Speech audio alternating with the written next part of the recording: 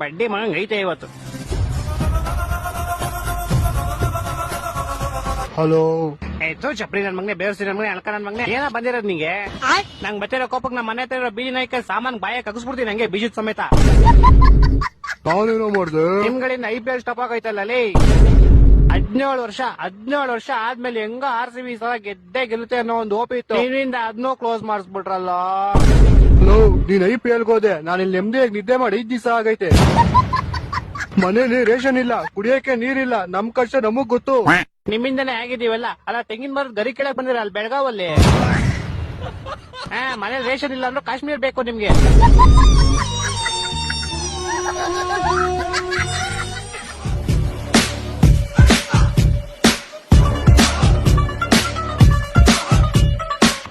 ಯಾರು ಬ್ರೋ ಕಾಲಲ್ಲಿ pack chapri? ಅಯ್ಯೋನಾ conference ನಂಗೆ ಬೇಗ ಕಾನ್ಫರೆನ್ಸ್ ಹಾಕು. ಆಯ್ತಾಯ್ತು ಆಗ್ತೀನಿ ನೋಡು.